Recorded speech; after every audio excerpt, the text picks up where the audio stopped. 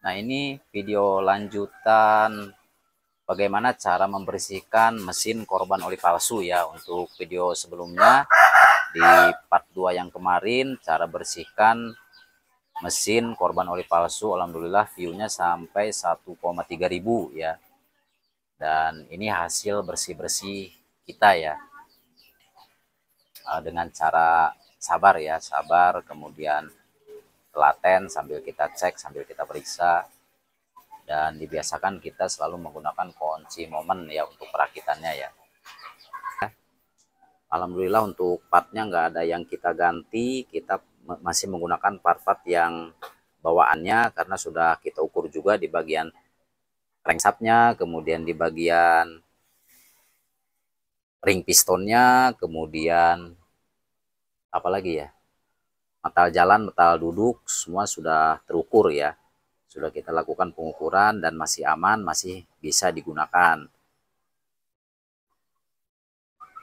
Pokoknya intinya kalau kita melakukan overhaul atau bongkar mesin harus bersih ya, terutama di bagian lubang-lubang oli ya, sirkulasi oli ya. Apa yang bisa dibuka kita buka, khususnya di unit Futura ini sangat rawan sekali Futura sama pipi ya. Jadi nggak boleh gegabah. Kalau sudah melakukan overhaul, nggak tuntas bersih-bersihnya pasti nanti di bagian silinder head atau noken as pasti kena ya. Meskipun tadinya aman nggak apa-apa, tapi kalau misalkan keraknya lepas terus terdorong oli ke atas, terjadi sumbatan di suling-suling rocker arm, bahaya guys ya, bisa kena di bagian noken asing ini, kemudian silinder headnya ya. Terus pompa oli juga wajib kita buka, valve-nya juga kita buka nih. Yang biasa terjadi masalah di valve pressure oil ya, itu biasanya gejalanya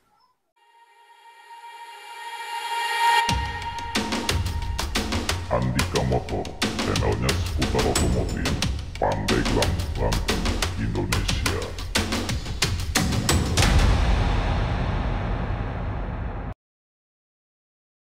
Halo guys, assalamualaikum warahmatullahi wabarakatuh. Selamat sore semuanya, menjelang istirahat ya. Salam sehat untuk semuanya, salam aktivitas untuk semuanya dimanapun kalian berada. Semoga kita semuanya selalu diberikan kesehatan, diberikan kemudahan di segala bentuk urusan aktivitas keseharian kita, tentunya di bidang dan profesi kita masing-masing. Oke, untuk video ini sebenarnya video lanjutan cara membersihkan mesin korban oli palsu part 2 yang kemarin ya. Nah, cuman yang ini agak berbeda. Kita nggak tayangkan di bagian perakitan karena situasi dan kondisi ya. Nah, ini hasil dari bersih-bersih kita kemarin ya. Nah, video yang hampir 3 minggu yang lalu ya. Agak terlambat sedikit, mohon maaf karena ada sedikit gangguan teknis. Oke. Nah, poin-poin apa saja yang penting yang perlu kita bersihkan ketika kita melakukan overhaul sebuah mesin atau turun mesin, apalagi olinya sudah berlumpur kemudian berkerak ya. Nah, yang paling inti yaitu di bagian lubang-lubang sirkulasi oli seperti di blok mesin, lubang-lubang yang depan ini nih ya, kemudian belakangnya, terus bagian suling-suling rocker arm, kemudian pelatu klepnya juga, kemudian lubang-lubang di bagian silinder head. Nah, itu harus steril, harus benar-benar bersih semuanya untuk lubang-lubang sirkulasi olinya ya. Terus di bagian pompa oli, ini yang sering kali disalahkan ya, khususnya mekanik-mekanik pemula ya. Itu nggak boleh kita menyalahkan pompa oli karena pompa oli itu jarang sekali ditemukan rusak ya. Kecuali mobil-mobil yang mungkin sudah tua-tua banget, tahun 93, 92, apalagi tahun 80. Nah, itu wajib kita lakukan pembaruan di bagian pompa oli, itu harus ya. Kalau misalkan si unitnya itu masih kita gunakan terus masih seger pula ya. Oke, yang pertama kita bahas yaitu pompa oli ya. Nah, pompa oli ini wajib kita buka, kita bersihkan seperti ini ya. Wajib sekali. Ini untuk kotornya sudah kita bersihkan. Terus di bagian sininya nih, yang kuning-kuningnya itu wajib kita bersihkan ya. Nah, pompa oli ini sering terjadi kegagalan di bagian valve pressure-nya di sini nih. Ini untuk tipe pompa oli punyanya Suzuki Futura ya. Nah, di sini kan ada valve nih. Seperti ini. Ini wajib dibersihkan, wajib dibuka ketika kita melakukan turun mesin atau perbaikan mesin ya. Kenapa? Kalau misalkan ada kotoran di ujungnya sini nih, terus ngeganjal, nah itu menyebabkan si kinerja pompa oli atau pressure-nya pompa oli itu tidak akan sempurna ya, tidak akan sempurna karena terjadi kebocoran. Sedangkan tugasnya pressure ini dimasukin ke sini terus tertekan spring ya. Nah, ketika si oil pressure-nya itu sudah tercapai high pressure, dia akan membuka terus akan mengembalikan sebagian oli ke bak karter ya, seperti itu. Nah, itu tujuan dan fungsinya. Kalau misalkan di sininya ada gangguan di ujungnya, terganjal kotoran, kerak, nah itu bisa membuat si tekanan atau pressure oli itu melemah, terus terjadi redup nyala di bagian lampu cek oli ya. Nah, itu penyakitnya biasanya kalau misalkan mobil dalam keadaan idle atau sedang berhenti, nah itu biasanya nyala si lampu olinya, kemudian kalau kita gas dia mati lagi. Nah, itu bisa terjadi di valve pressure atau di switch olinya yang sudah error ya. Jadi jangan dulu salahkan pompa oli atau main ganti pompa oli. Nah, ini bagaimana caranya supaya kita ketika perakitan kemudian nggak gagal si oli itu bisa langsung naik atau langsung tersebar di bagian engine ya. Kebanyakan kalau yang belum tahu, ini kalau sudah dibuka biasanya langsung pasang tanpa menggunakan pelumas ya. Nah, kita selalu menggunakan grease ya. Nah, grease-nya itu bisa menggunakan yang sasis grease atau menggunakan yang bearing grease, yaitu nggak apa-apa, yang penting si grease-nya itu bersih ya. Nah, kita kasih gemuk di sininya nih, kemudian di bagian gigi-giginya ini kita kasih grease, semua dikasih grease tipis-tipis saja, kemudian dimasukkan ke sini ya. Nah, tujuannya apa? Untuk memberikan kepakuman ketika pertama kali si engine di start atau dihidupkan, dia akan langsung menghisap oli, kemudian cepat menyebar di bagian lubang-lubang oli sirkulasi olinya ya. Kemudian ininya juga nih kita kasih grease, tapi ini nggak boleh dilem ya. Kalaupun misalkan mau dilem tipis saja di bagian ujung luarnya sini nih, nggak apa-apa ya. Tapi nggak pakai lem juga nggak apa-apa. Kita sering melakukan ini pakai grease ya, nggak apa-apa, aman ya. Nah, ini sering kita lakukan udah puluhan kali ya. Nah, terus apalagi tentunya di bagian cylinder head ya. Cylinder head itu kan kalau misalkan olinya sudah berlumpur, nah itu sulit sekali untuk dibersihkan ya, apalagi di bagian sininya nih. Nah, ini sampai mengkilat kayak gini ya. Kenapa? Terpaksa kita cabut meskipun si seal valve-nya itu belum bocor. Terpaksa kita cabut karena di sini banyak sekali kotoran, kerak-kerak atau lumpur ya di valve atau di spring valve-nya. Nah, ini untuk valve-nya udah kita bersihkan juga. Jangan lupa dikasih tanda. Terus cara sekirnya, kita nggak boleh menggunakan bor ya. Diusahakan pakai tangan. Kenapa? Kalau menggunakan bor bisa rusak ke bagian sininya nih. Atau di bagian seatingnya ini nih. Di sini ya, bosingnya ya. Nah, itu bisa aus ya kalau kita menggunakan sekir menggunakan bor. Itu nggak direkomendasikan ya. Pelan-pelan, yang penting aman gitu. Sebenarnya kalau skir-skir klep itu nggak usah lama-lama ya, nggak usah ya. baik itu di valve yang baru, kemudian valve yang bekas nggak usah. Contohnya ini nih, ini kan belum bocor, kenapa kita buka ya, sekalian kita bersihkan di bagian dalam silinder headnya, kemudian valve-nya springnya terpaksa kita ganti seal dan sekalian kita skir klep ya, asal bersih aja di bagian sininya nih.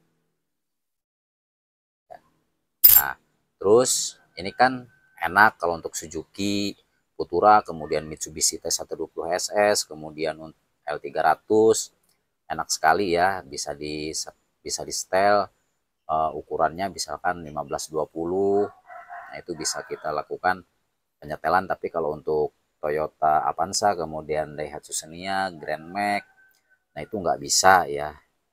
Nah, itu tergantung dari ukuran valve lifternya itu. Nah, cara skirnya itu nggak boleh terlalu lama ya, apalagi di mobil-mobil yang valve-nya menggunakan valve lifter itu ya, yang nggak bisa di setting-setting untuk gave-nya ya, valve clearance-nya, maksudnya valve clearance-nya itu kan nggak bisa diatur. Itu tergantung di ukuran valve lifternya itu sendiri.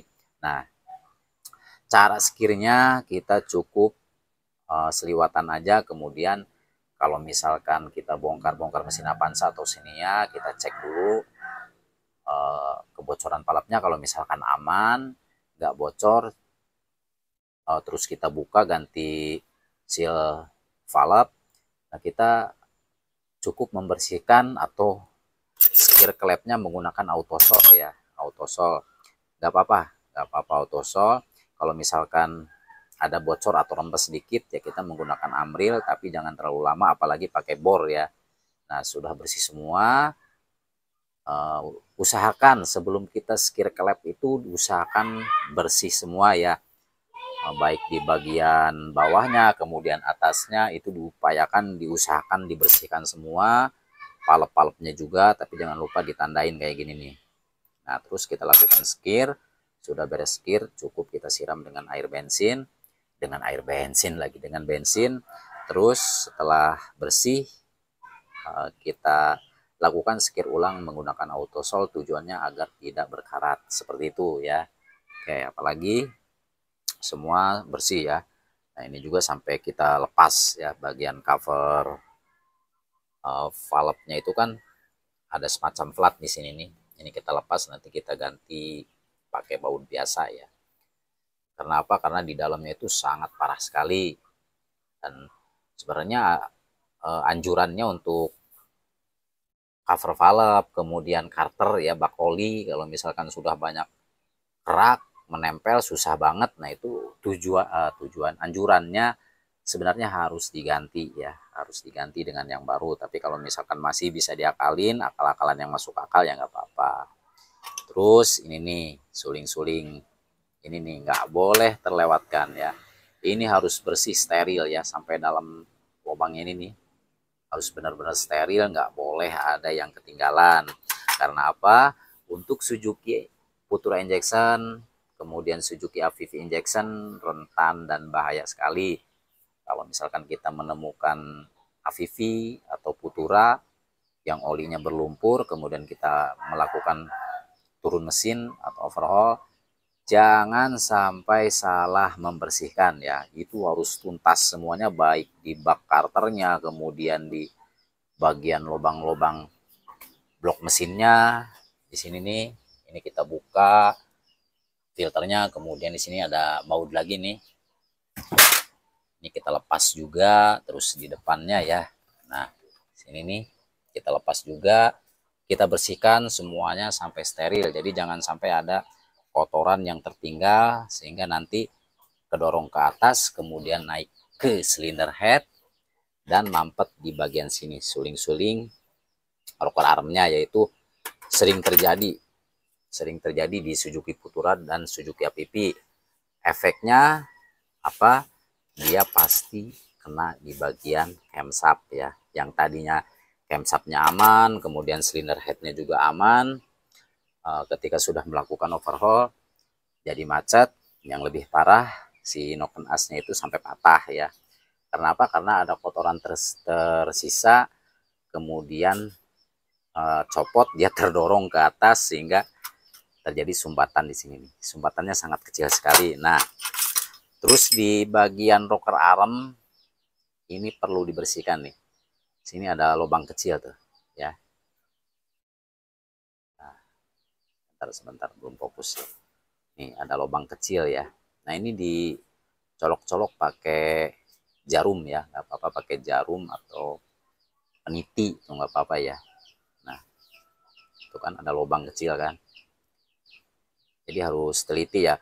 Tapi kita pernah nemuin rocker arm Suzuki Futura tahun 2000 berapa ya? Pokoknya yang awal ya. Terus si rocker armnya juga agak cepak-cepak kayak gitu, dia nggak ada lubang olinya di sini ya, nggak ada ya. Jadi ada dua jenis, yaitu untuk mobil Futura yang awal kali ya. Kita pernah nemuin, kita pernah jumpain, tapi untuk bagian rocker arm sininya itu cepak ya. Cepak dan nggak ada lubangnya di sini guys. Oke, pokoknya hati-hati dengan mobil Futura atau APP injection ya. Hati-hati kalau misalkan olinya sudah berlumpur. Bukannya beres, setelah turun mesin malah kena silinder head. Itu biasa terjadi dan sering kita jumpai di bengkel teman-teman ya. Kenapa kok ini bisa gini katanya, padahal udah kita rapihin, udah kita bongkar, pas dihidupin, dibawa Ryan, kemudian di test drive, ternyata noken as macet karena tidak terlumasi oli dan terjadi sumbatan di sini nih ya. Itu sering terjadi di Suzuki Futura dan APP ya, makanya harus hati-hati. Unit apapun harus bersih, Avanza, Xenia, Grand Max dan sebagainya dibiasakan harus bersih ya. Jadi kerjaan itu dibikin mudah ya, dibikin mudah atau dibikin happy ya. Dibikin happy, jangan dibikin susah. Tujuannya seperti itu. Dan video ini lanjutan cara bersihkan mesin korban oli palsu part 2. Cuman kita nggak sampai melanjutkan ke perakitan ya. Kita hanya memberikan sedikit edukasi poin-poin mana saja yang harus kita bersihkan, yang harus kita lakukan, tindakan paling awal yang rawan ya. Oke, semoga bermanfaat. Saya Andika Motor, pamit undur diri. Masih tetap dipancarluaskan dari Desa Sinangayu, Kecamatan Seketi, Kabupaten Pandeglang, Banten, Indonesia. Andika Motor undur diri. Assalamualaikum warahmatullahi wabarakatuh.